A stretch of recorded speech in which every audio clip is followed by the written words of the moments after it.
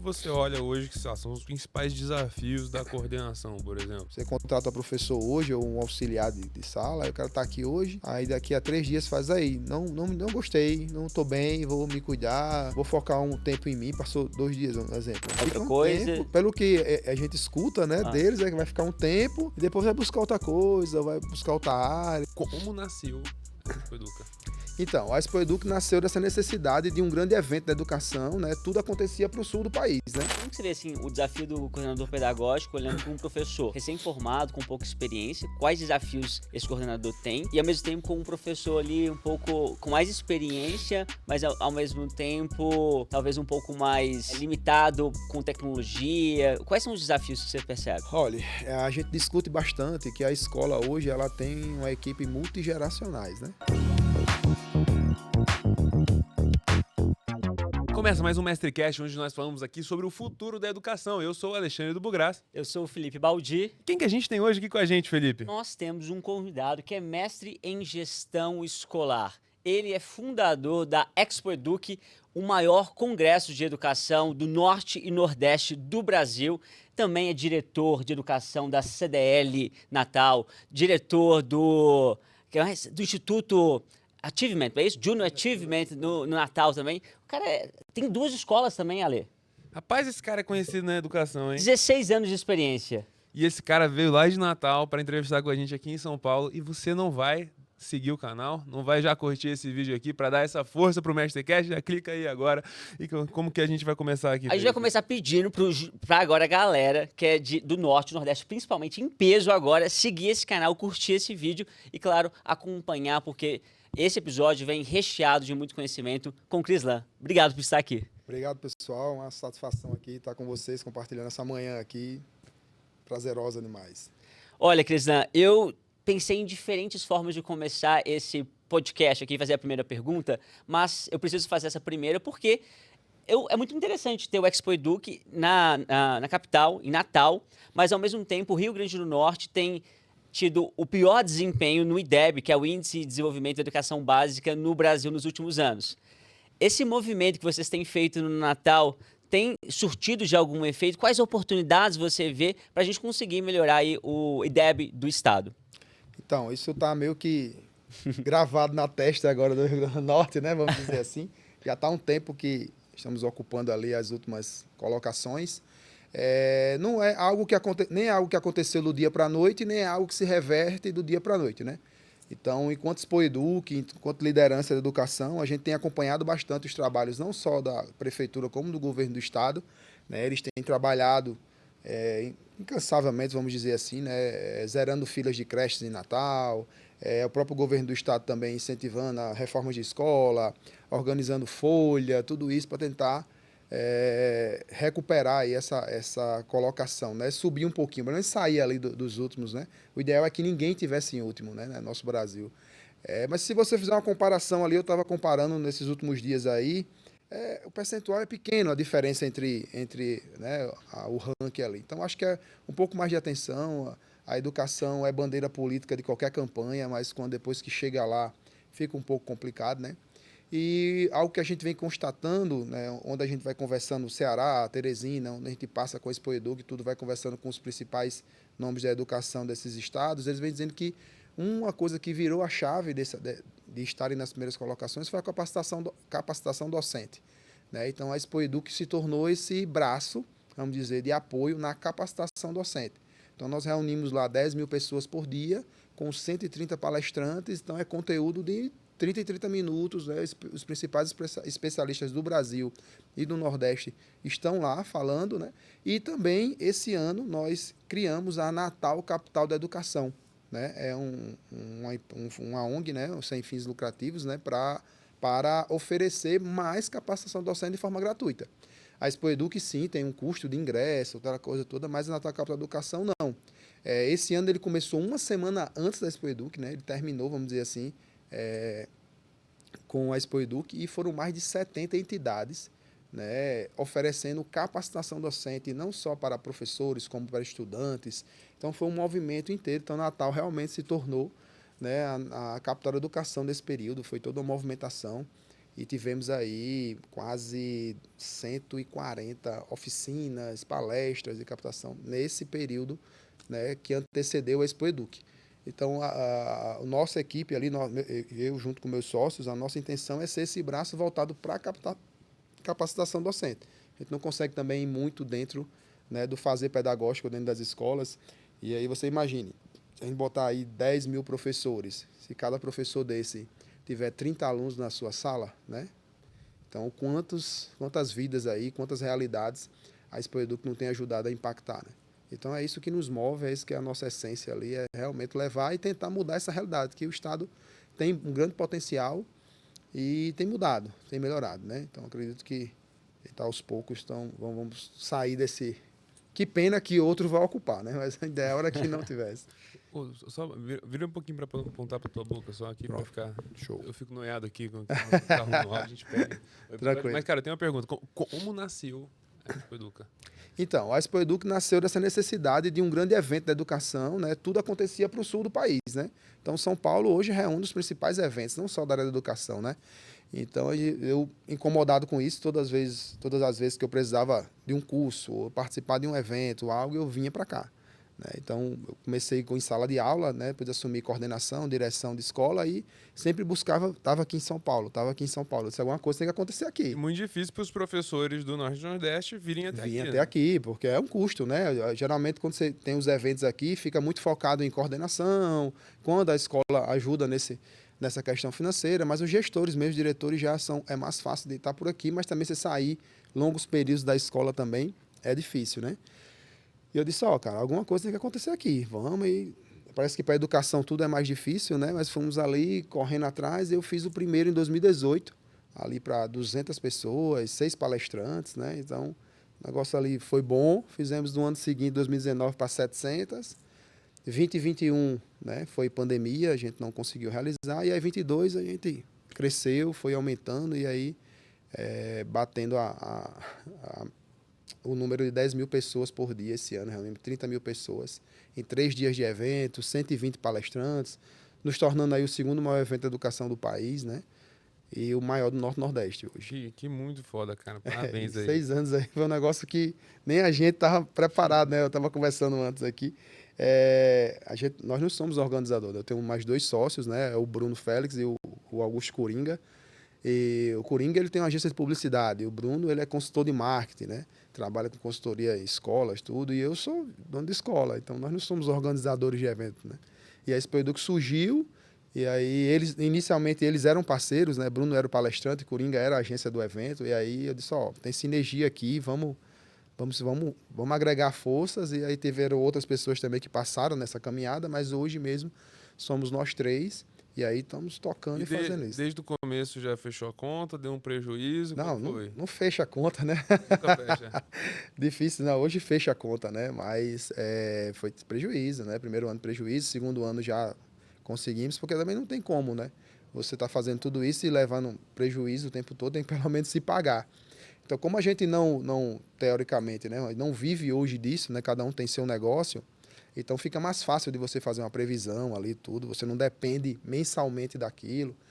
Então, só que agora a chave está virando também, né? Porque a Expo Eduque cresceu e ela está exigindo cada vez mais de nós. Então, hoje a gente está com um complexo, vamos dizer assim, onde todas as nossas empresas estão funcionando nesse espaço, né? O escritório de Bruno, a agência de Coringa e o escritório da Expo Eduque está indo para lá, né? O meu escritório vai para lá também. Então, assim, para justamente conseguir dar conta do que está vindo aí e deixando mais tempo mesmo para a Expo Eduque. A Expo Eduque está nos tirando dos nossos negócios para poder tocar aí, graças a Deus, e vamos seguindo. Quando que é esse?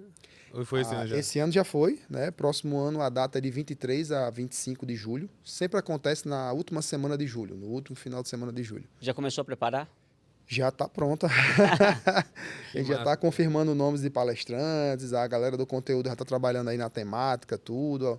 Os expositores já estão recebendo aí as propostas comerciais. Inclusive, eu estou em São Paulo esses 2 dias também para visitar alguns patrocinadores tudo que pediram reuniões presenciais. Então, Cristina, agora, uma escola que vai até o Expo Eduque, ela procura a mesma coisa de uma escola, por exemplo, que vai nos eventos aqui em São Paulo? Eu digo isso porque às vezes eu tenho a impressão que o modelo de escola norte e nordeste ele é um pouco diferente de São Paulo.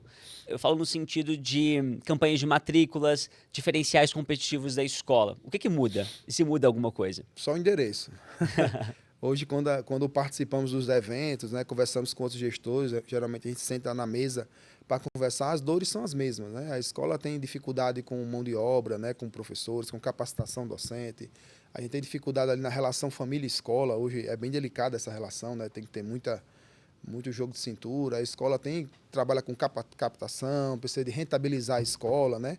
Encontrar o equilíbrio financeiro. Né? Uma das principais dores da gestão escolar é equilibrar o financeiro com o pedagógico. Então, a escola básica, vamos dizer assim, o ensino básico hoje, ensino privado, voltando para o ensino privado, né?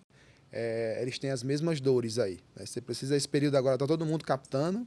Difícil você tirar um diretor de escola nesse período agora, porque ele está trabalhando em campanha de rematrícula. Tá difícil conversar com eles. eles.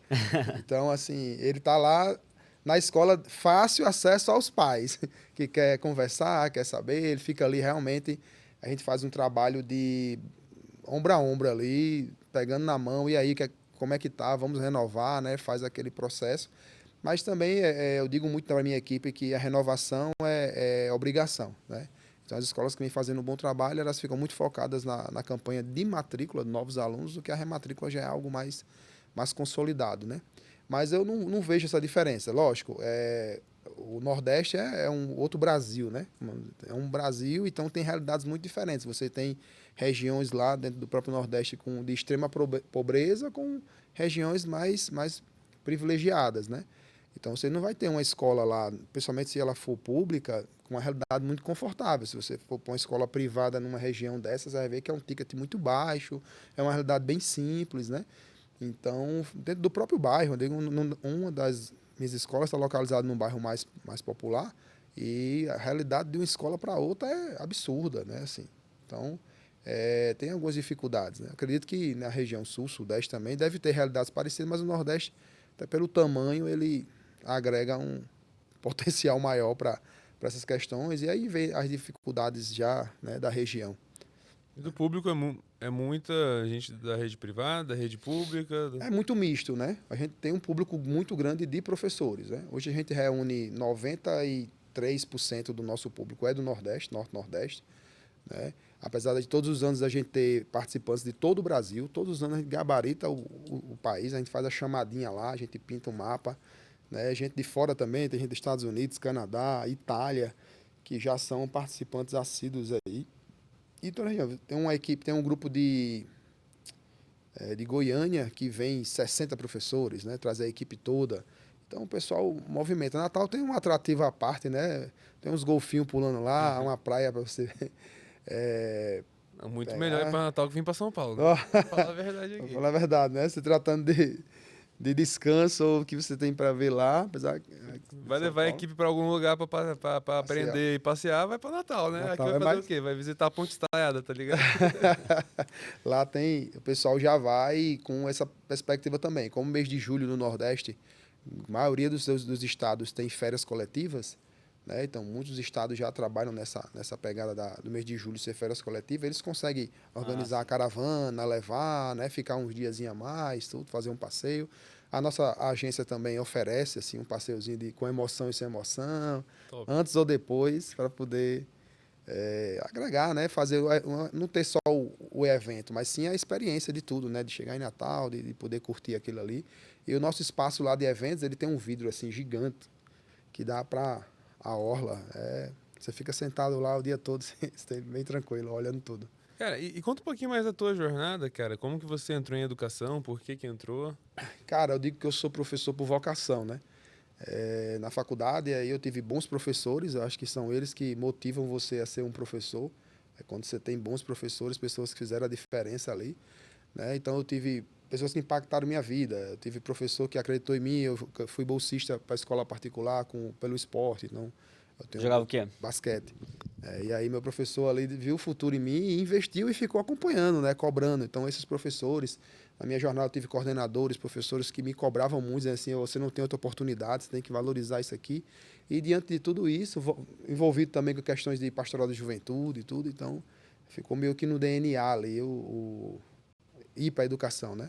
E aí eu fiz vestibular para pedagogia, entrei e cursei já, comecei a trabalhar já no primeiro ano de curso, e aí foi só aumentando isso, né? Comecei ali na parte de equipe, trabalhei na escola católica, com pastoral, depois assumi turmas, e aí assumi coordenação disciplinar, coordenação pedagógica e direção da escola, fui migrando. Eu digo que eu passei por todos os setores da escola, né? Eu fui desde a sala de aula até a direção pedagógica, e depois direção geral, e resolvi abrir minha escola e fui por lá. E Pô, eu tô quero lá. entrar muito mais a fundo aqui nessa história, cara. Vai Achei entrar. muito interessante. Você, quando você entrou como professor, assim, né, cara? Eu acho que muitos professores, muitas vezes, eles não têm tanta clareza de, tipo assim, pô, qual que é a boa carreira para um professor, assim? O que eu deveria estar tentando melhorar? Para onde que eu deveria estar tentando ir? Não, quando eu comecei na sala de aula, comecei com a disciplina Ética e Cidadania, né? Trabalhando com turma do sexto ao nono ano. Então, assim, era... Os alunos prestavam atenção na aula, como que era? Não, aí vai muito da dinâmica. Eu me considero que desenrolava a coisa ali, né? Porque, em Então, princípio, o conteúdo não chama muita chama atenção. atenção, né? E aí eu trabalhava muito do que hoje podia se dizer que era um projeto de vida, socioemocional. Eu trazia temáticas voltadas muito para o dia a dia deles, o que estava acontecendo na realidade, debates, discussões. Fazia tornar interessante, assim. Fazia júri simulado com situações. Então, trazia muita parte assim. Como eu era muito envolvido com o pastoral de juventude, na igreja, tudo, então trazia muita coisa, né, de dinâmicas e tudo. Então, eles gostavam bastante. Né? Lógico que tinha uma aula e outra ali que a galera não estava muito afim, aí você tinha que, né, se desdobrar. Mas a partir daí foi muito de oportunidade e muito de sinergia. Eu digo assim, ó, é meio que vocação também, né? Surgiu a oportunidade de eu assumir a coordenação disciplinar lá da escola, até pelo trabalho que eu já fazia com os meninos gostavam muito de mim, né? Tinha alguns projetos que eu ficava a semana toda na escola, então eu ajudava um pouco. E também tinha passado já 3 coordenadores de disciplina, não tinha aguentado, e faz, ó, vai tu aí, vê se tu aguenta. Aí eu fiquei lá 8 anos, né, nesse cargo. E foi desenvolvendo ali, né? Eu acho que tem professor que diz, não, eu quero dar aula e pronto, né? Então, que você seja o melhor professor naquela sua disciplina. Eu digo muito, né? Não é porque você se tornou professor que você vai morrer ali. Você tem vontade de ir para uma coordenação, você quer buscar outro setor da escola, quer investir nisso num doutorado, né? Tem gente que vai estudando mais, né? Vai nessa parte acadêmica, ou dentro da escola você tem muitas possibilidades, né? Hoje, boa parte dos coordenadores pedagógicos nas escolas são professores, né? Foram professores, né? Eu digo muito para a minha equipe lá, diz, ó, ninguém vai para a coordenação aqui na escola sem ter passado na sala de aula. Tinha um coordenador pedagógico, lógico, pode acontecer, mas se você vem da experiência de sala de aula, você poder assumir uma gestão de uma equipe que está dentro de sala de aula, saber o que é, né? Saber como isso se dá no dia a dia. Então, vai muito do que o projeto de vida dessa pessoa, né? Então, só, a sala de aula eu adorava, gosto demais. Depois fui para a sala de aula do ensino superior, não é a mesma coisa, né? Mas hoje eu estou um pouco, mesmo por escolhas também, porque tem as pós-graduações de fim de semana. Hoje eu tenho 2 meninas, o fim de semana é delas, minha esposa. Então, foi muito do que eu projetei. Assumi a coordenação, me identifiquei com aquilo e fui, né, galgando aí esse caminho. E já tendo passado em todas as partes, assim, né? O que você olha hoje que são os principais desafios da coordenação, por exemplo? Da coordenação hoje a qualificação do professor, né? Eu acho que você coloca um professor numa turma, né? O pessoal fala muito do sexto ano, né? Porque é uma turma vamos dizer assim, de transição, né? Tá saindo ali do quinto ano, que é algo mais infantil, bem mais, ainda muito próximo da educação infantil, e aí tá indo ali para uma virada de maturidade, né? É uma turma mais desafiadora. Então você coloca um professor com 30 alunos, né? Tem escolas que podem até botar mais, mas vou botar 30 alunos, que eu acho que é um número confortável numa sala. São muitos desafios ali, né? Então, assim, o coordenador, além de acompanhar aquele professor, ele tem que acompanhar o rendimento dos alunos. Então, se você não tem uma mão de obra, assim, vamos dizer assim, um professor bem qualificado, um cara que gosta de fazer aquilo, que gosta de estar ali, a coordenação pedagógica pena bastante. Eu acho que a qualificação profissional dos professores, até por uma coisa Porque quando você decide ser professor, é um projeto de vida, cara, não tem como. Né? Hoje eles dizem, vamos valorizar o professor. Não estamos falando de dinheiro, a gente está falando da profissão. Né? Eu acho que a profissão tem que ser mais valorizada. Não, vamos dizer assim, financeiramente, ótimo, né? Que bom que seja. Mas a profissão em si, né? Então, tipo, quer ver eu ficar pé da vida, eu recebo uma piada de vida do professor. Eu fico, não tem como o cara fazer piada da vida do dia a dia do professor, pô. Isso não tem como. E aí quando eu recebo de outro professor, eu fico mais pé da vida ainda, né? Então, o maior desafio hoje de um coordenador pedagógico é a equipe mesmo, né? É essa imensidão ali de cabeças, né? Vamos dizer assim, criações diferentes, né? A família, essa relação com a família. Então, a coordenação pedagógica, o desafio dela é equilibrar aqui a sua equipe com as famílias, né? Com o rendimento do aluno, aquele aluno que consegue acompanhar, e quando você vai ver, a família não acompanha tanto, aí você tem que chegar na família e conversar, ó, precisa acompanhar melhor, aí como é que eu digo para você que você não está acompanhando seu filho? Então, meu amigo, vamos dizer que o coordenador pedagógico pode comparar com um maestro dentro da escola, que ele tem que fazer todo esse trabalho. Agora, como que você vê assim, o desafio do coordenador pedagógico olhando para um professor recém-formado, com pouca experiência, quais desafios esse coordenador tem? E ao mesmo tempo com um professor ali um pouco com mais experiência, mas ao mesmo tempo talvez um pouco mais limitado com tecnologia. Quais são os desafios que você percebe? Olha, a gente discute bastante que a escola hoje ela tem uma equipe multigeracionais, né? Então são várias gerações. Você tem um professor que está entrando agora e tem um cara que tem 20 anos na escola, tem 30, está perto da aposentadoria. Então você tem que saber lidar, né? Por isso que quando eu falo do master, aí você vai tanto para o gestor como para o coordenador pedagógico ali, lidar com diversas realidades ali. Então, esse cara que não está tão afinado com a tecnologia hoje, né, com as ferramentas pedagógicas, né, que usam a tecnologia. Você precisa ver como capacitar esse cara, como ele vai ter que ter a vontade do professor também, né? Ah, não consigo mais, não tenho mais interesse nisso, não é bem o que eu quero. Então, você vai ter que trabalhar esse emocional do cara aí também para dizer, ó, vamos aqui, você precisa disso aqui. Você vê os professores muito resistentes nesse sentido? Hoje não mais. Eu acho que já foi. Eu acho que a pandemia, se a gente pode olhar algo positivo da pandemia, eu acho que essa quebra de barreira de tecnologia, porque a pessoa olhava para a tecnologia antes e dizia assim, a tecnologia vai substituir o professor, né? O professor vai ser substituído por uma tela. Eu disse, cara, não tem como, não tem fundamento isso, né? Então, hoje o professor ele é um mediador. Então, se ele precisa usar a tecnologia, né? A tecnologia é uma ferramenta. Quando veio aí a proibição dos celulares, tem todo... A gente vai passar o dia inteiro aqui falando dos pontos positivos de ter restringido o uso do celular na escola, né? Positivo demais, mas tipo, o celular já era uma ferramenta, né? O cara não ficava na sala, o professor dizia assim, vamos assistir aqui um vídeo no YouTube, vamos, né, postar aqui no Instagram.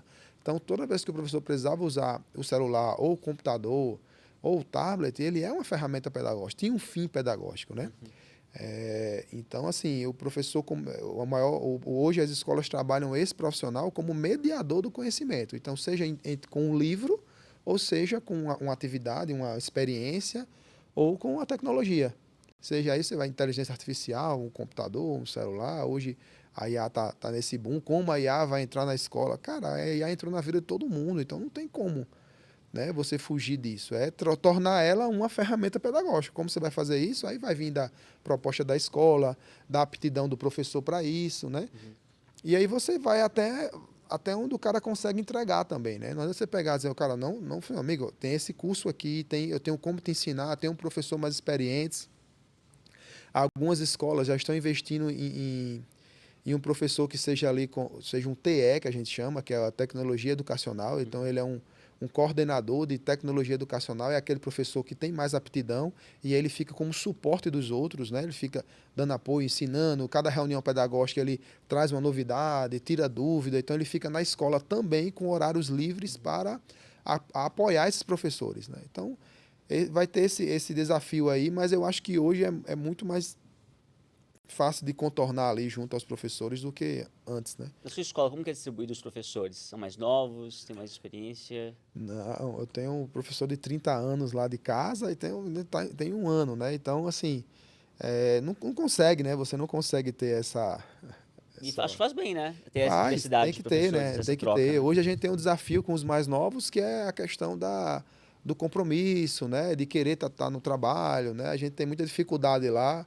A gente sempre conversa que, tipo, você contrata um professor hoje ou um auxiliar de sala, aí o cara está aqui hoje, aí daqui a 3 dias faz aí, não gostei, não estou bem, vou me cuidar, vou focar um tempo em mim, passou 2 dias, um exemplo, né?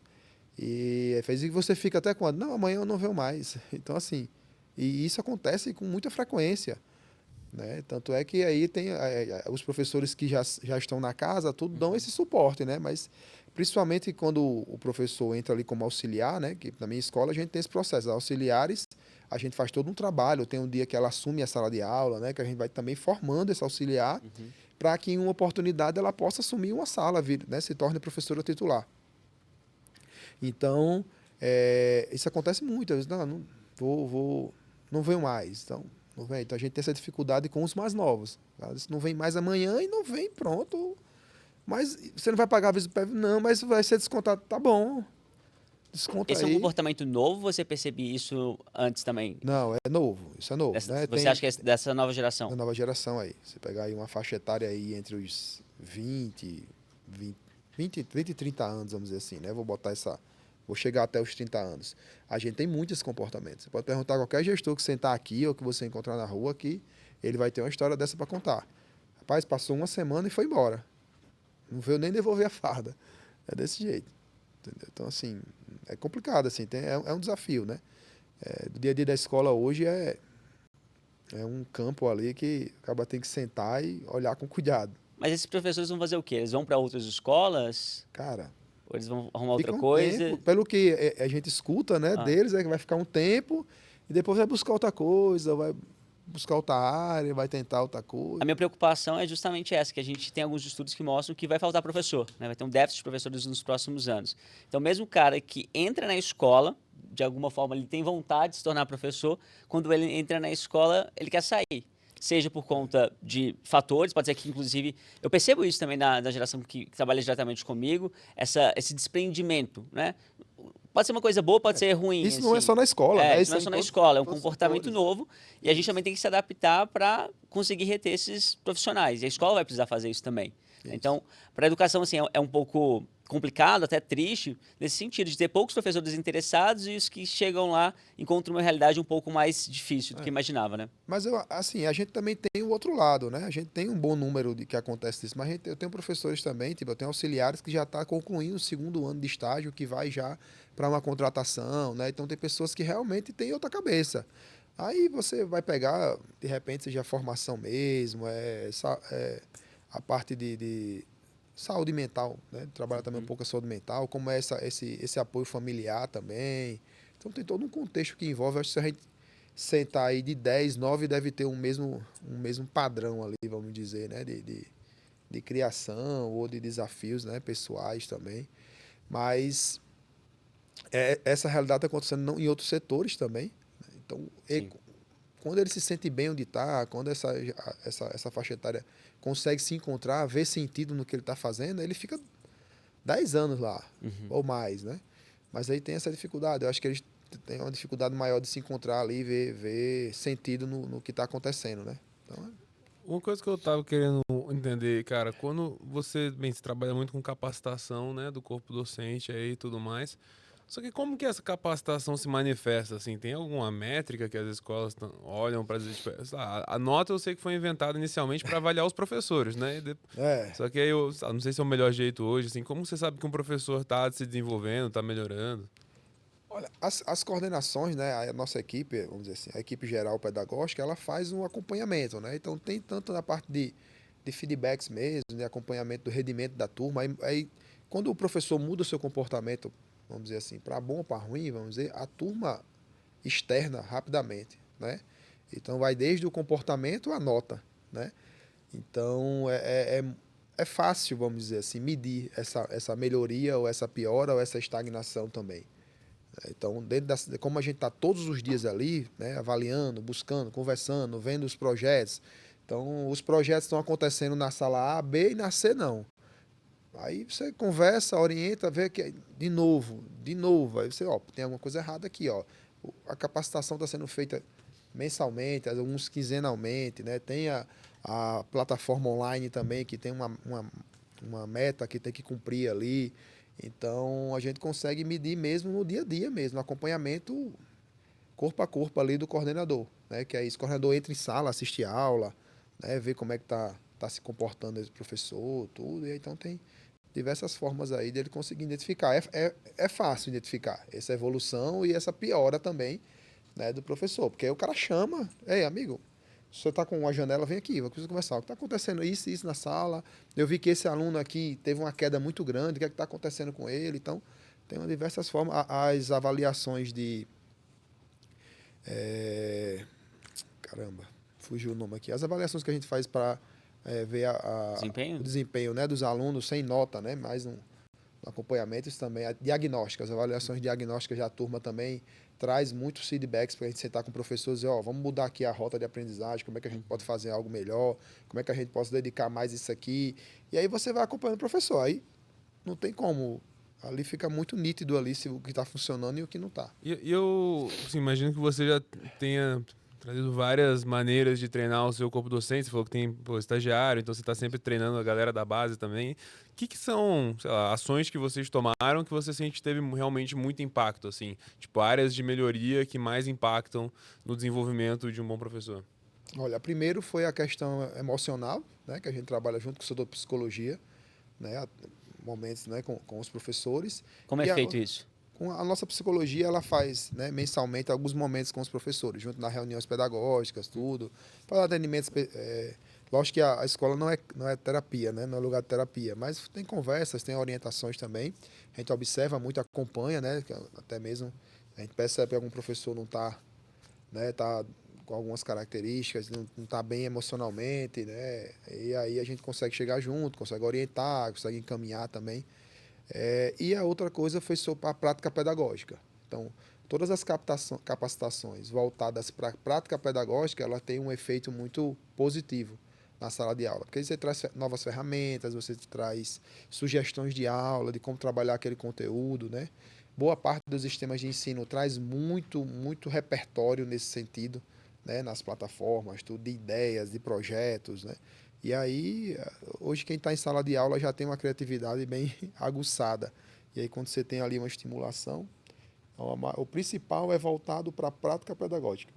Em questão de cultura, assim, né? Eu imagino que você deve ter um sexto sentido nessa altura do campeonato, que entra um professor novo lá, você já sabe que vai dar certo, assim, ou não? Tá na hora.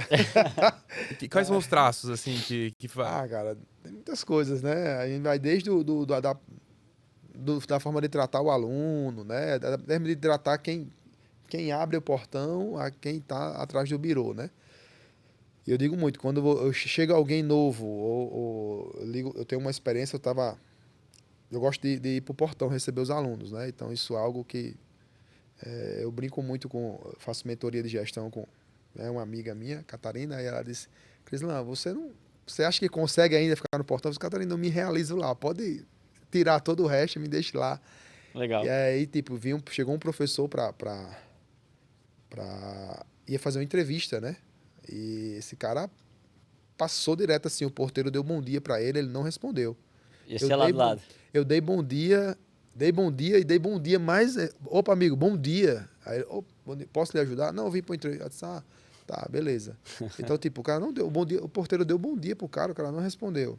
Eu tive que dar duas vezes e tocar nele para ele poder dar atenção às pessoas que estão ali do lado. Então, esse cara vai estar em sala de aula fazendo o quê? Ele vai começar a falar e o aluno vai morrer ali na frente dele ali e ele não vai estar nem aí, né?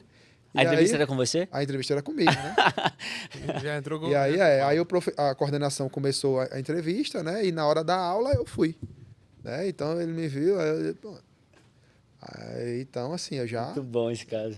Então assim, pô, cara, aí você já percebe que o cara não tá nem aí. E qual que foi o final dele? Não, ele não passou. Não passou. A coordenadora fez, pula a etapa aí, não precisa terminar a aula não, dê só vamos, já deu. Mas o que for, depois eu conto, já elimine aí na entrevista que não vai rolar não. Ela fez, não, achei ele meio distante, pronto, é isso aí. Aí depois eu contei para ela o que tinha acontecido. Ela, não, tudo bem e tal. Então a gente tem muito esse feeling aí. Hoje consegue, né, ter esse feeling. A gente se engana também, né? Às vezes a pessoa não tá no bom dia, mas coisas como essa, para mim, faz todo sentido, né? Você tem que perceber as pessoas ao seu redor. Né? Então, você está em educação, é isso. Você vê o menino andando ali, você está vendo que tem uma pedra ali. Então, você já está vendo a pedra e está vendo o menino. Você vai acompanhando a coisa, né? Então, essa percepção do que está no seu entorno, principalmente das pessoas, né?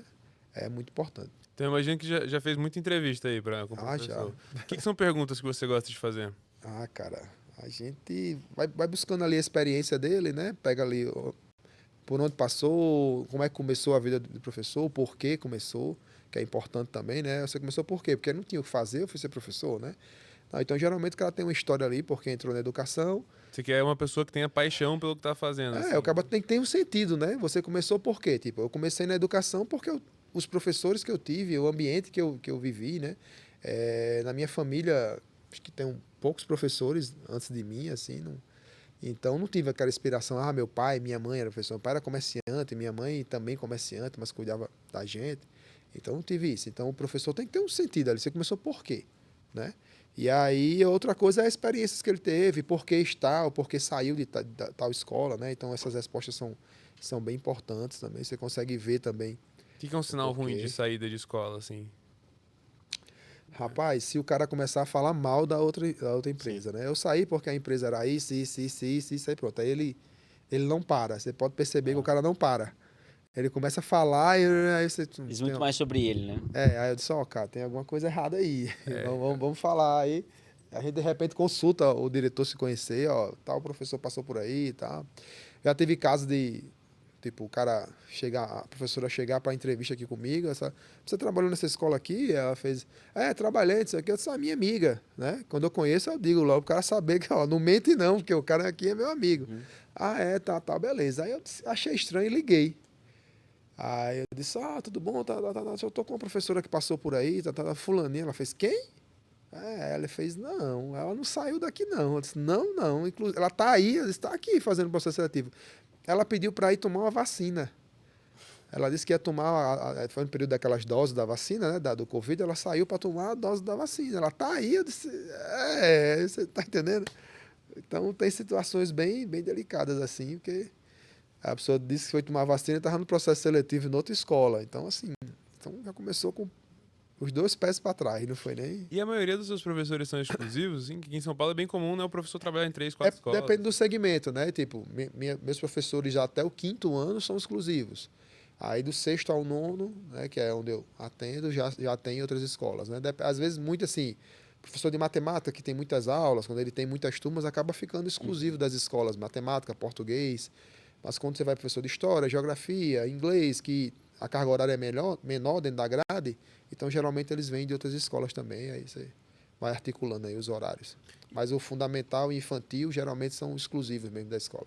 E nessa pergunta você falou, por exemplo, que o pessoal fala mal da escola tal, tudo mais, o que é uma boa resposta, assim, de, por que você saiu? Cara, o cara vai dizer, não, vai dizer assim, dizer a verdade, não estava me identificando, né? Eu vi que era um momento ali, não estava legal, não estava mais coincidindo com os propósitos meus, com a escola, e aí a gente saiu. Aí você vê que teve algum engasgo ali, mas o cara não falou mal da empresa anterior. Né? Então, por mais que você tenha tido problemas, você estando certo ou errado, acho que você não tem que falar, você está ali construindo uma nova história ali, né? Então você dizer, não estava mais dando certo, não estava mais dando feeling, então eu resolvi sair, né? Eu fui desligado. Geralmente eles não dizem que foi desligado, não, dizem que saiu e tal. Então a gente fica nesse processo. A gente não vai muito a fundo de algumas coisas, e aí toca o processo ou para por ali. Se você nota muita coisa estranha, muita fala desconexa, aí você acaba parando ali ou avança para uma outra entrevista ali com a psicologia, ver se ela consegue entender a mesma coisa que você, tudo mais. Tem, assim, são raros esses casos também, né? Recebe muita gente boa, tem experiências fantásticas, até que a equipe está aí. Mas acontece, né? E a gente está focando aqui na escola, mas deve acontecer em todo lugar, né? Em todo setor. Em questão de compensação, assim, né? O quanto que o professor vai estar recebendo. É um negócio que ele é meio padronizado na escola ou é meio, depende, caso a caso, da negociação para conseguir trazer? Como que é? Olha, nas escolas de educação infantil fundamental, vou dar um exemplo da minha escola, a gente tem um salário inicial. Né? Então, o professor que entra hoje, ele recebe um valor X. E aí é porque tem professor lá que tem 15, 20 anos, ele tem um salário maior. Eu não posso igualar quem está entrando agora com esse cara, né? Depende da disciplina, esse valor inicial? Não. Não? Não. Educação infantil fundamental é padrão. Tá. Né? O segmento, talvez de um segmento para outro, muda um pouco. Até porque tem a tabela do sindicato, né? O sindicato ele dá um valor mínimo Para escolas para particulares. escolas particulares, né? Então tem um valor Hoje é mínimo. quanto? Hoje lá em Natal é 1.500 e alguma coisa, lá em Natal, Isso daí para quantas horas? para 40 horas, né? 1.500? Ou um turno. É um salário mínimo. Salário mínimo mais um pouco, É né? muito baixo. É baixo, para 40 horas. Então, só que aí o professor que inicia ali, aí você vai negociando com ele. Às vezes você geralmente coloca mais que o sindicato já dá, tudo, até para poder atrair um bom profissional, tudo, né? Pessoas que já estão com mais experiência, aí vai dependendo da realidade da escola, né? Quanto é o Você tem uma salário escola médio, pequena. assim, de um professor? De ensino... Começando, de quê? Começando. De que No ensino fundamental. do ensino fundamental 1 ali, deve gerar em torno de 2.500. Vou estar generalizando aqui Aham. as escolas Sim. com ticket mais igual você Escolas pega particulares. particulares. Se você pega um professor, uma escola com ticket mais alto, aí isso vai para 3.500, 4.000, 5.000 reais, depende do tempo. Tem escola que pagam 2 e pouco por expediente, né? Então, o professor que dá 2 expedientes ganha o dobro. Então, vai muito do que a escola tem de planejamento ali. Aí essas Ela não 40 pode aulas pagar ali... menos do Aham. que o piso, né? Agora, nessas 40 horas ali, são horas para o professor ministrar as aulas Isso. ou também tem um tempo para ele planejar? Não, geralmente a gente coloca, né? Tem um período de janelas, tudo que tem planejamento, tudo isso que Então ele consegue ter um tempo ali dentro das 40 Consegue. horas. consegue. consegue Quando sim. que você começou a sua primeira escola? A minha primeira? É. Janeiro de 2020. 2 meses antes da pandemia. 25 de janeiro. Resiliente aí. Caramba, aí- cara. Bom, história da educação infantil, ó, melhor ainda. E você começou só com Fundamental 1 ou não? Só com infantil. Só com infantil. Nível 2, 3 nível 2 e 3 e 4. E agora? Agora a gente tem até o nível 5, né? Essa escola. Né, 2 cresceu. escolas, você falou, né? A outra escola a gente absolveu ela. Foi em 2021. Essa escola ela já tem 43 anos, que é o Nossa Senhora das Graças. Né? Então, em 2021, em junho, a gente conseguiu fazer uma negociação e assumir essa escola. Como que isso acontece, assim? Tava meio mal das pernas, assim? Ou a pessoa não queria tocar? Geralmente, nos dois aspectos, né? Tem gente que passa a escola, vende, arrenda, porque ele já não se identifica mais com o espaço. Às vezes, tem escolas familiares que os filhos não querem o processo de sucessão. Né? Nesse caso, essa escola que a gente pegou, além da proprietária não ter filhos, ela já estava com 70 anos. Ela não tinha filhos, não era casada. E aí teve também questão de dívidas, tudo. Então a gente conseguiu ajustar ali e assumir a escola. Mas geralmente acontece por isso. Ou por endividamento, ou por fim ali do processo. Mas não dá mais para mim, quero focar em outra coisa. Ou meus filhos não querem isso aqui. Porque aí acontece o processo. E aí, quando você assumiu, assim, qual foi a primeira coisa que você, sei lá, como que você, o que você mudou, o que você avaliou, assim? Olha, a gente é muito processo, né? Quando a gente chega, a gente vai ver a questão financeira, ver todos os processos. A gente só mudou mesmo, assim, efetivamente algumas coisas no ano seguinte, né? O que a gente mudou mais foi ajuste de rotina, né? Alguns funcionários, né? Que a gente teve que, de imediato, já mudar de função ou desligar. Aí mudamos o nome da escola, o fardamento foi mais gradativo. Fica muito na parte administrativa ali, esses primeiros meses, né? Às vezes ano. Então a gente passou ali 7 meses trabalhando muito internamente, mudanças internas, né? Os alunos, assim, quase nem perceberam que trocou a... Não, perceberam, né? Que aí a gente também fez mudanças de tipo, teve que dar um banho na escola, né? Fez uma limpeza, vamos dizer assim, pintura, trocou algumas coisas, brinquedos. A gente também vai fazendo para que os pais também vão sentindo que mudou, né? Porque logo já tinha uma campanha de matrícula ali, então a gente tinha que dizer ao pai, opa, tem outra coisa diferente aqui. A gente também fez uma pesquisa com os pais para entender o que eles estavam achando da escola, que a gente precisaria mudar, tudo, e aí é nesse processo. O que foram ações que você sente que que mais tiveram resultado, assim? Foi a parte da mudança de cobrança, material didático. O que vocês Cobrança. mudaram, João? Cobrança é preço ou é o método? Não, é porque o método de cobrança, então era recebimento em dinheiro, não tinha um boleto, não podia usar o cartão de crédito, né? Então a gente já Deu mais mudou oportunidades. isso. Mais oportunidades para o pai. Aí foi combatendo a inadimplência, essas coisas aí. E diminuiu a inadimplência da escola? Diminuiu bastante, né? Diminuiu bastante. Hoje a gente opera com a Isaac lá, tudo, mas diminuiu bastante. A gente tinha um índice bem particular de inadimplência lá, conseguimos diminuir e a gente acabou tornando a família uma parceira nessa mudança, né? Então a gente recebia muitos pais para conversar, né? Eu ficava ali na porta, dizendo, e aí, gostou? Como é que tá? Né? Tá legal isso, tá legal aquilo. Então a gente também vai no corpo a corpo ali para tentar dizer pro pai, ó, tô aqui, tô presente. A antiga gestão era muito ausente da escola, então uma coisa que os pais, a primeira coisa que falou é que a gente chega aqui e vê o diretor na escola, né? Então coisas como essa presença, né? Uhum. Tá perto do pai, tá escutando, acho que esse é o principal ali. Pô, que legal. Esse trabalho de você ficar recebendo na porta ali, acho que faz uma diferença danada, assim, né? Eu queria poder fazer todo dia. Te preenche também durante o dia, né? Então, com certeza, com certeza. Você cumprimenta os pais, conversa, fala de negócios também, né? Então, é fantástico ali. Não tem... É estratégico também nesse sentido, né? Também, Cria um porque relacionamento com o pai, às né? vezes eu resolvo o problema da escola ali no portão. Legal. Né? Às vezes o pai, Crislan, aconteceu isso não gostei. Ó. Aí você viu a agenda, viu não sei o quê, ó, deixa eu anotar aqui, eu vou resolver, eu te dou um retorno. Aí eu já entro ali, ó, como é que aconteceu isso aqui? Aí a coordenação, vamos resolver assim, eu já direciono, a coordenação já dá um feedback pro pai. Só dá o feedback agora, para ele saber que falou comigo e teve resultado, né? Ah. E aí eu já consigo sanar ali muitos problemas no café. Eu digo que a gente tá planejando aí, eu só acho que a gente não vai conseguir, é fazer o café com o gestor, botar o cafezinho na sexta-feira lá na porta, porque tem horas que fica uma roda, assim, aí fica todo mundo conversando, né? Aí eu desço pro outro lado, assim, vamos sair do portão aqui que tá atrapalhando a entrada. Então, a gente consegue ali conhecer mais os pais, se aproximar, tudo. Tem uma sinergia legal. Eu acho que fazendo um paralelo com você ficar na porta da escola, eu sou muito ativo nas redes sociais. Então, acabo que eu recebo muitas mensagens de professores, dos próprios alunos. Então, eu acabo sabendo tudo de errado que está acontecendo, inclusive. Então, todos os pontos de melhoria. Então, assim, é ruim porque você tem que responder muita gente, mas, ao mesmo tempo, também é uma vantagem, porque você começa a conhecer os problemas da sua empresa. E o cara saber que é você que está respondendo, né? Então, você se mostra mais disponível também. É bem interessante nesse sentido. Eu não consigo fazer isso nas duas escolas, mas hoje minha sócia fica mais presente nesse contato com a família em uma e eu em outra na primeira, né? Que os pais tem pais que estão desde do início da escola ali e tudo, então eles querem falar comigo, assim, eu queria falar com o Crislan. Eu vou lá, repito o que a pessoa está falando, né? Mas eu gosto, a gente não perde, né? Hoje a gente fala muito de propósito, de essência, né? De cultura, então acho que tá ali presente e tudo faz a gente se lembrar de... Uma pergunta aqui. Você acha que todo mundo que trabalha na educação trabalha por propósito? Pô, pergunta difícil, né, cara? Eu acho que boa Hoje parte... não é, né?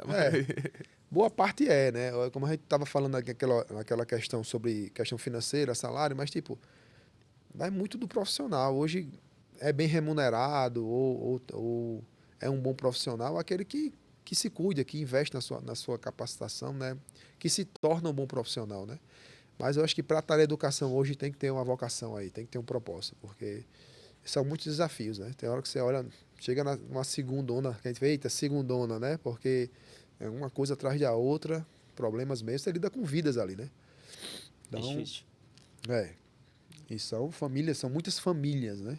Então, e começando a escola, o que foi algo que você sentiu, você subestimou, assim, que você achou que ia ser mais fácil, mas foi uma baita dor de cabeça? Eita, rapaz, é a parte do... Como eu já atuava na direção da escola, já nessa parte de gestão, então algumas coisas já foram muito naturais, né?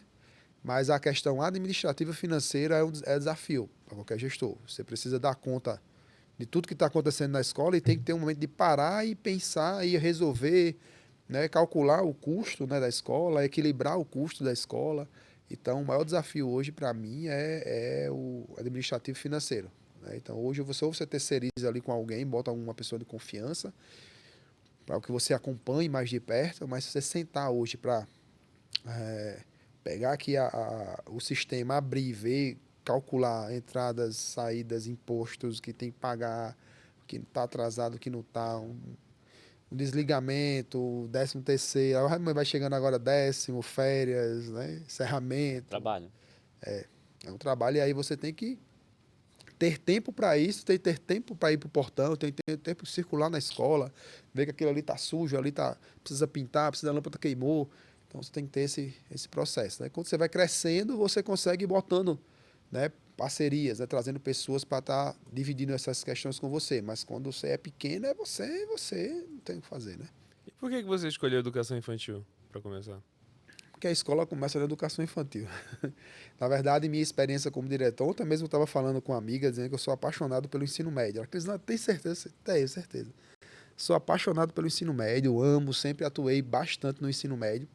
Mesmo como diretor, que eu estava em todos os segmentos ali, mas o ensino médio eu tinha um carinho especial.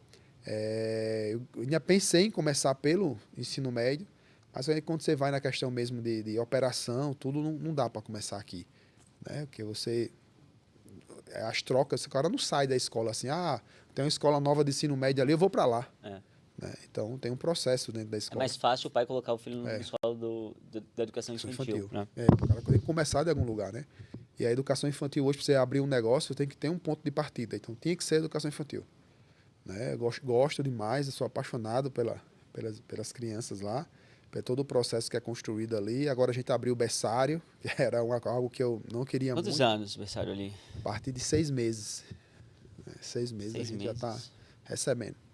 E aí eu aproveitei aí minha filha, que estava aí com 5 meses e pouco, ia entrar já, disse, vamos aproveitar, vamos abrir a turma. Tinha pedidos também de pais e a gente abriu.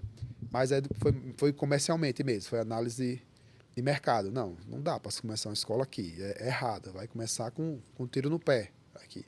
Né? Dependendo de outras escolas, de insatisfação em outras escolas. Porque o cara que está no 9º ano, está satisfeito onde está, ele não muda.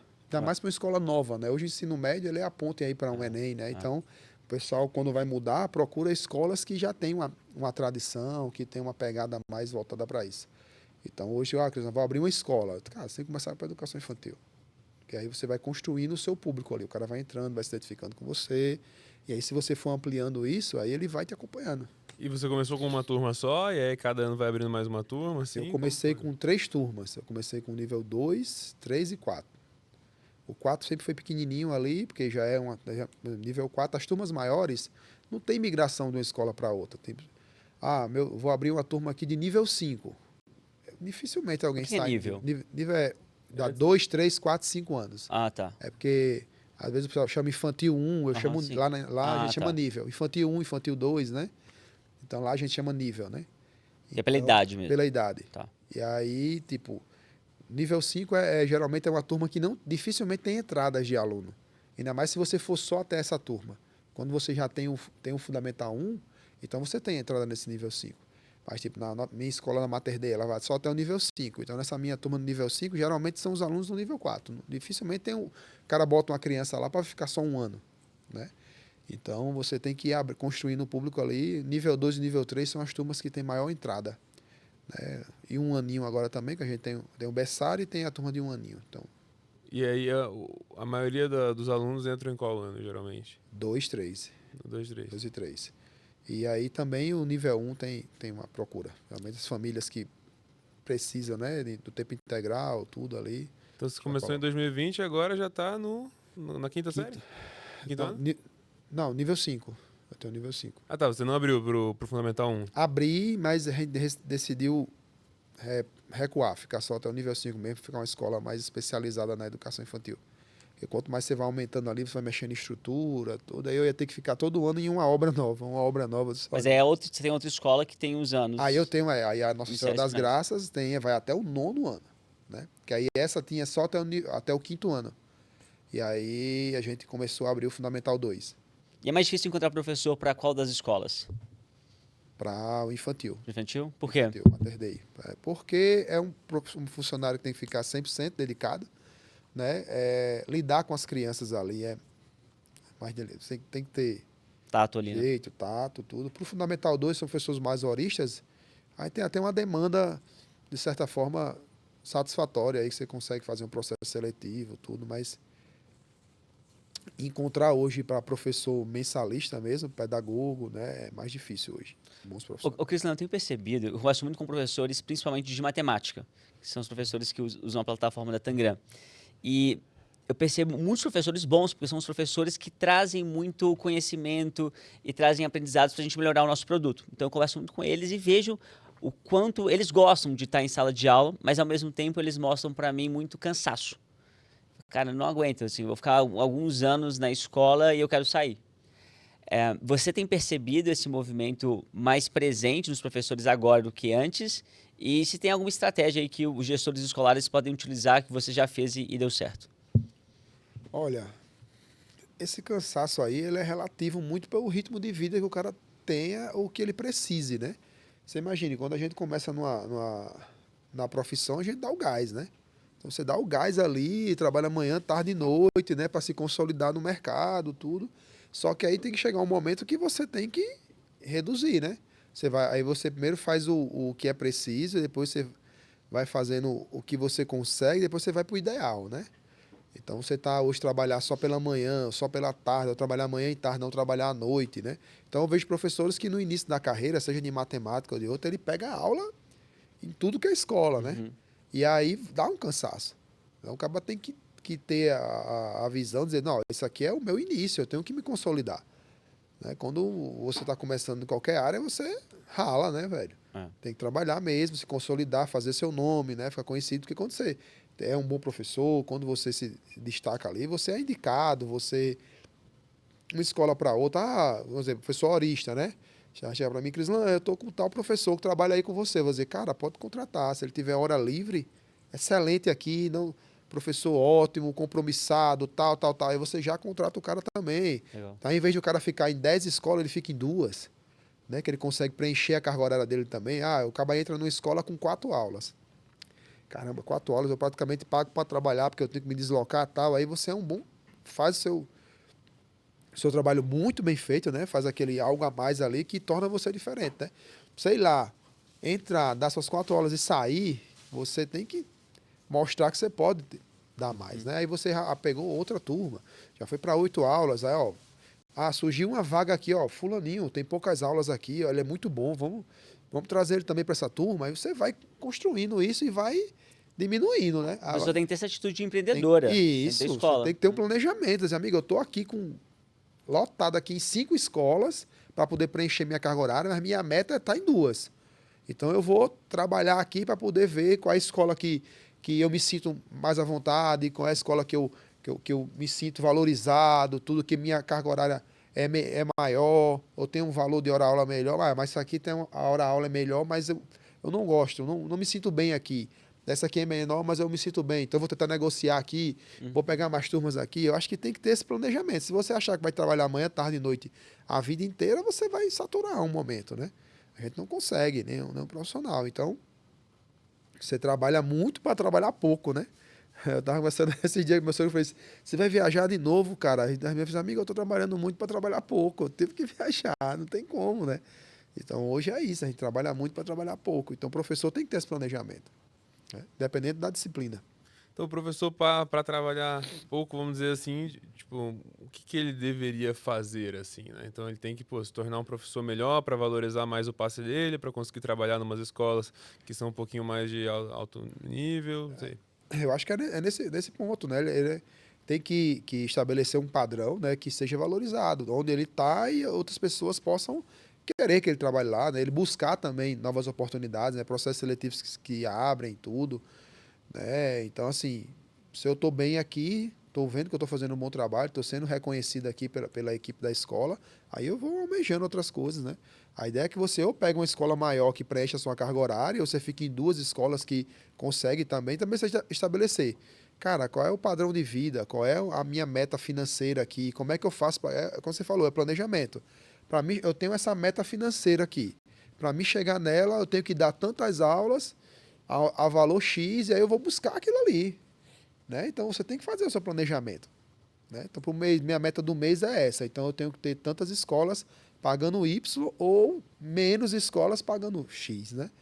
Então, é planejamento de carreira isso aí. Né? De carreira mesmo. Aí o cara não pode esquecer que ele tem que fazer uma pós-graduação, o cara tem que fazer uma especialização, um curso que seja, né, para quando você mandar seu currículo ali, dizer assim, o cara é formado, como você falou, em matemática pela UFRN, aí pronto, o que mais?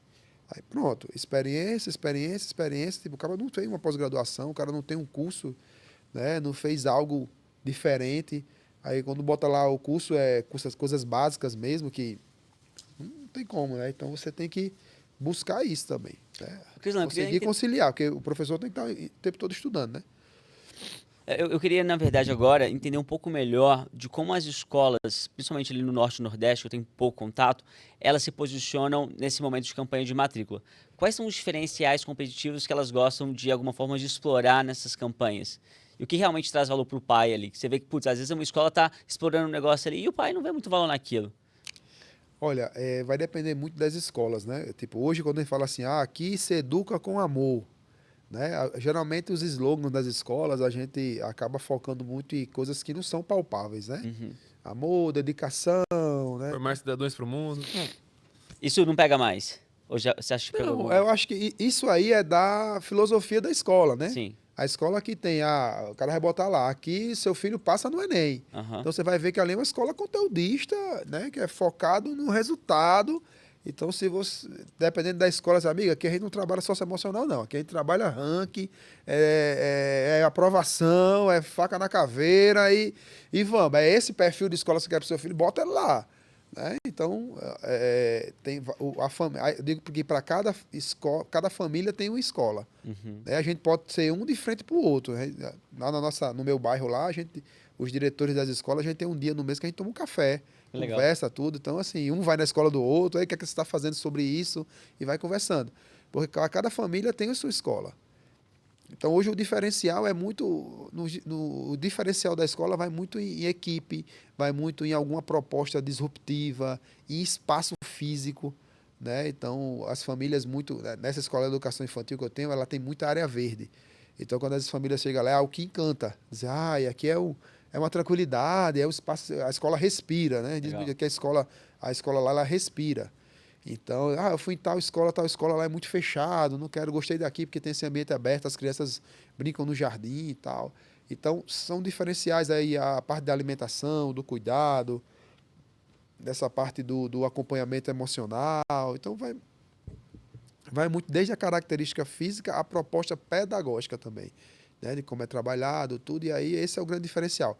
Quando você vai colocar lá que educa com amor, com carinho, forma cidadãos, isso já é da escola, isso é da essência da escola É em o si. mínimo. É o mínimo, né? É o básico bem feito que você tem que fazer. Aí o Uhum. que diferencia, aí vai quando você chega na escola, qual a experiência que se oferece para esse pai? O pai vai visitar a escola, o cara fica esperando, ou quando chega, é uma coisa bem simples que os pais sempre comentam na visita da minha escola, tipo, desde a pandemia, e teve um período que teve aquele ataque às escolas, né, não sei o quê. Então, desde esse período, a gente só recebe visita agendada e o cara tem que mandar a documentação. Então, quando já chegou no portão, tipo, a mãe mandou a documentação, ela vinha sozinha. E aí ela chegou com o pai. Tipo, o pai não entrou. Não, mas ele é meu esposo. Ele não mandou, a senhora não estava agendada com um acompanhante e não tem a documentação. Ele está com a documentação dele aí, a senhora manda pelo WhatsApp pra gente. Legal. A gente vai colocar aqui tudo e a gente libera. Às vezes o pai vai achar ruim no começo, mas ao mesmo tempo você já consegue Ó, eu demonstrar tive essa segurança. Pois é, então a gente não deixa entrar. Não deixa entrar. Aí a pessoa fica revoltada. Depois eu não vou. Ok, mãe, mas a senhora futuramente, a senhora sendo aluna da escola, a senhora vai gostar que nós temos o cuidado com a segurança. Legal. Eu tive uma família que hoje ainda está na escola, que o pai chegou junto, ele não estava com o documento no carro. Ele fez, não, tudo bem, a gente vai buscar. Aí o cara foi buscar em casa, voltou, tudo. Aí esse cara era militar. Aí ele fez 90% da matrícula foi no que vocês fizeram agora com a gente. Então a gente vai conhecer a escola aqui, mas eu tenho certeza que a gente vai matricular aqui. O cara começou a visita à escola assim, Legal. por causa da atitude de a gente não permitir. Então a gente vai desde a acolhida, da simpatia da equipe, da forma que você mostra a escola, receber o pai no dia, no horário, qualquer horário, a gente tem os horários de visita, então a gente não recebe só no horário que tem menos alunos, a gente recebe no início da rotina, tudo, o cara vê mesmo as coisas acontecendo, né? Então, são práticas, como você recebe esse pai ali, é essencial. Como você se sente acolhido, né? Atendimento, você chega para comprar um pão, você é bem atendido, é outra coisa, né? Então, você volta várias vezes ali. Então, acho que o atendimento, esses produtos ou diferenciais da escola e esse básico bem feito aí é obrigação para todo mundo mesmo. Hoje, no teu dia médio, assim, você dedica quanto tempo a cada, né, a Expeduc, a cada uma das escolas, outros projetos? Rapaz, a gente não consegue diferenciar muito, não. Vai mais pela localização, né? Mas as escolas hoje eu dedico aí 60% do dia às escolas, que eu já vou minhas filhas vão para a escola, né? Então já deixo elas na escola, já fico ali nessa unidade, já vejo alguma coisa, tudo. Aí vou para outro ou não. Se for o dia de Expo Educa, a gente tem um dia que é o dia inteiro da Expo Educa. Então eu deixo as meninas na escola, resolvo ali alguma coisa e já sigo e fico o dia inteiro. Mas ali você, no intervalo ou outro, você responde uma coisa, tudo, né? Então eu dedico aí pelo menos 60, 70% do dia é para as escolas, porque elas absorvem bastante. Tem alguma coisa ruim, assim, de ser a filha do dono, assim? Por enquanto, não, né? Eu acho que Ela não te contou ainda? ela não me contou ainda, não. Por enquanto é benefícios, né? Ela fica até um pouco mais tarde lá, né? Então, assim, geralmente, quando ela sai, eu ainda estou em reunião, que aí eu também aproveito o final do dia. Eu vou buscá-la, ela sai às 5h30 e ela tem balé ou tem natação, né? Então sai às 6, fica às 6 horas ali. Então eu chego na escola geralmente para pegar ela entre 4h30 e 5 horas, aí eu fico até ela sair em reunião. E assim, ajustando um negócio ou outro, que é justamente quando eu e minha sócia a gente se encontra na mesma unidade. Então a gente pega essa 1 hora ali para bater o dia, fazer alguma coisa. Então aí a Vera fica esperando, tal, alguma coisa assim para poder organizar. E eu queria falar um pouquinho mais de Expo Educa aqui, cara. Bora. Estamos arrumando já pro final, tem mais 10 minutos de episódio só, cara. Mas eu queria, Tranquilo. assim, quando você vai escolher quem são os palestrantes e tal, cara, quais são os temas que vão estar sendo abordados, assim, como que vocês decidem esse tipo de coisa? Então, a gente tem uma equipe de conteúdo hoje, eu tenho mais 5 pessoas que trabalham junto comigo. Na diretoria, né, da Expo Educa, nós temos algumas cadeiras, né, que cada um toma conta. Então, o Coringa toma a parte do marketing, Bruno da parte comercial e eu da parte de conteúdo e comercial também. Né? Eu e Bruno a gente se divide um pouco dessa parte comercial.